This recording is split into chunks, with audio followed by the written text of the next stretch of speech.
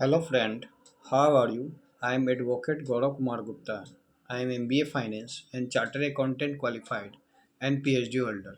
My project Derivative Market Future Trend Analysis. आज हम जो टॉपिक डिस्कस करने जा रहे हैं उस टॉपिक का नाम है कंप्लेंट प्रोसीडिंग। कंप्लेंट प्रोसीडिंग क्या होता है इसके बारे में हम आप आज आपको जिक्र कर रहे हैं कि कंप्लेंट का एग्जैक्ट मीनिंग क्या होता है, कंप्लेंट किस सेक्शन में डील हुआ है, इसके बारे में हम आपको एक्सप्लेन कर रहे हैं। कंप्लेंट मीन्स होता है, कंप्लेंट जो है एक शब्द जो है ये सेक्शन 2D में इसका डिफिनेशन दिया गया। CRPC की धारा सेक्शन 2D में यह डिस्कस किया गया है कंप्लेंट के बारे में। कंप्लेंट में 191 क्लॉज C इंफॉर्मेशन रिसीव करता है। कंप्लेंट में 191 199 क्लॉज C में इंफॉर्मेशन रिसीव करता है। सेक्शन 200 से लेकर 200 से लेकर 203 तक ये कंप्लेंट प्रोसीडिंग के बारे में बात करता है और जिक्र करता है। CRPC की धारा CRPC IPC जो होता है इंडियन पिनल कोड मेरा सब्सटेंसिव प्रोसीजर होता है और CRPC मेरा क्या होता है, प्रोसीजरल लॉ होता है। सब्सटेंसिव का मतलब ये होता है कि जैसे मान लें कि कोई ऑफेंस हम किए, कोई अपराध किए, तो कोई अपराध करने के बाद जब जब कोई अपराध हो गया तो उस अपराध होने के बाद जो कमीशन होता है, कमीशन जहाँ से समाप्त हो जाता है वहाँ से मेरा क्या होता है, प्रोसीजर लॉ स्टार्ट।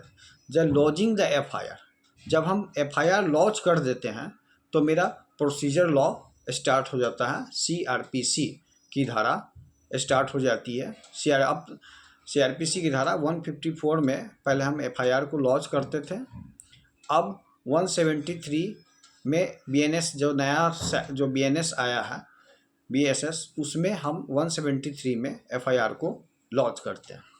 जैसे ही हम FIR लॉन्च किए तो मेरा प्रोसीजर लॉ स्टार्ट हो जाता है और सब्सटेंसिव लॉ वहाँ पर समाप्त हो। जहाँ से सब्सटेंसिव लॉ समाप्त होता है वहाँ से प्रोसीजर लॉ स्टार्ट हो जाता है। अब आपको हम एक्सप्लेन कर रहे हैं कंप्लेंट के बारे में। ये तो FIR के बारे में आपको बताएं FIR क्या होते हैं। कंप्लेंट में क्या होता है कि orally and writing allegation known और अननोन पर्सन। कंप्लेंट में ओरली में और लिखित में हम कोई भी एलिगेशन नन या अननोन पर्सन के ऊपर लगाते हैं।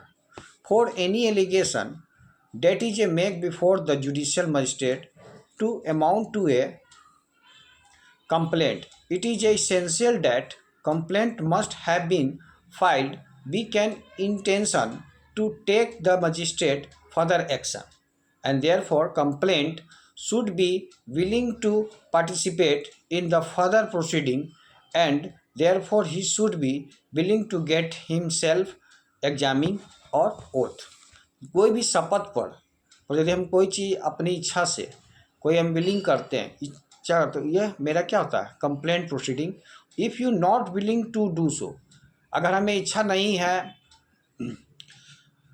कंप्लेंट चलाने का, then it will not be a complaint, तो कंप्लेंट नहीं माना जाएगा। And magistrate can taken a cognizance, अगर मजिस्ट्रेट कॉग्निजेंस लेता है, then magistrate can taken a cognizance under section 199(1) clause C के अंतर्गत, चाहे वो कंप्लेंट हो चाहे वो FIR हो, दोनों केस में दिमाग लगाना पड़ता है।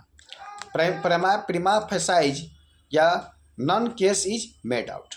अगर एक बार कंप्लेंट फाइल हुआ है किसी केस में तो कोर्ट क्या देखेगा, whether the prima facie case made out या नॉट।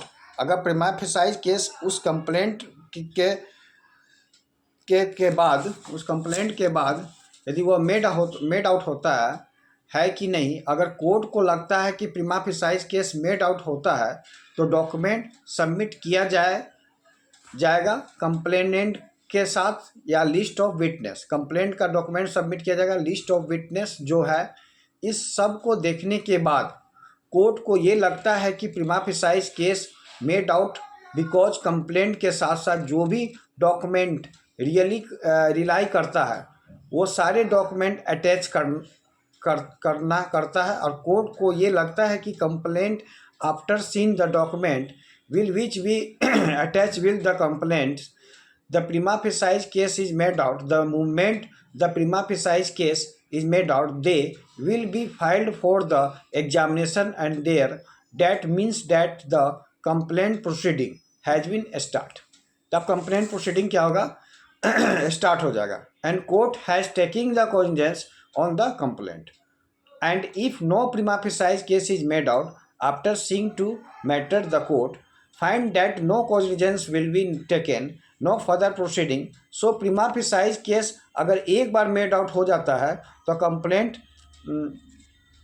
कंप्लेंट पढ़ने के बाद ये लगता है कि complaint proceeding prima facie case made out हो गया है, तो कोर्ट क्या करेगा? कोर्ट इसमें क्या करेगा?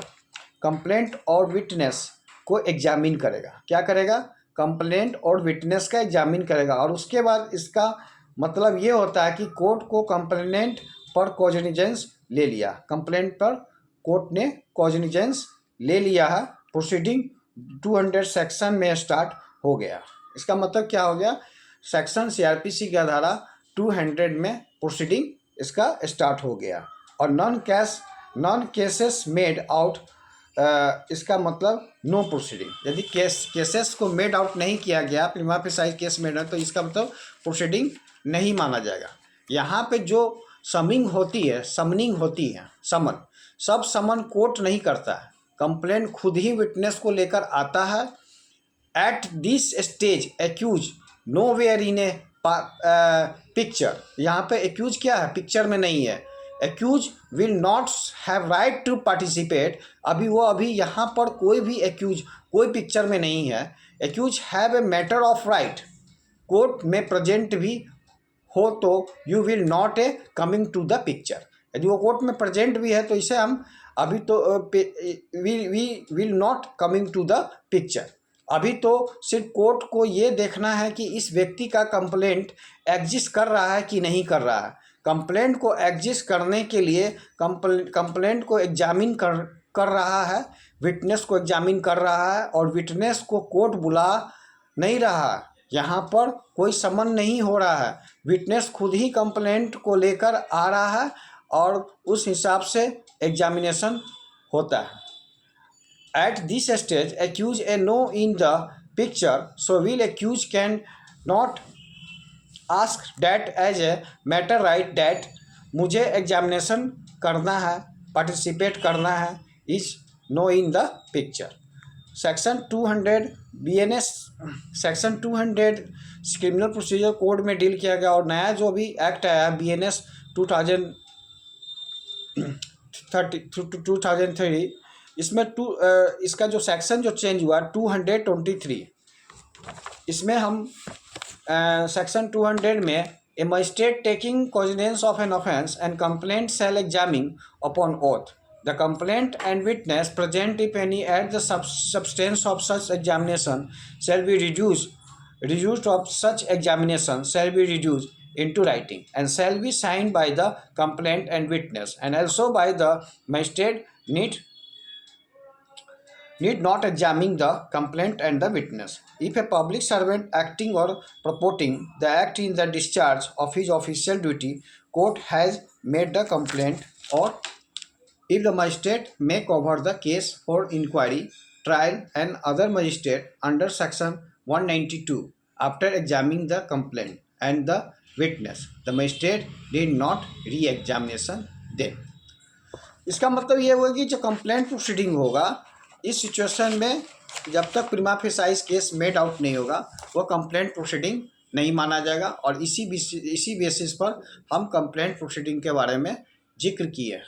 नेक्स्ट वीडियो में हम आपको डिस्कस करेंगे BNSS जो नया सेक्शन आया है उसमें कुछ चेंज आया है, उसके बारे में हम आपको डिस्कस करेंगे और कुछ इम्पोर्टेंट केस लॉ भी डिस्कस करेंगे. That's all.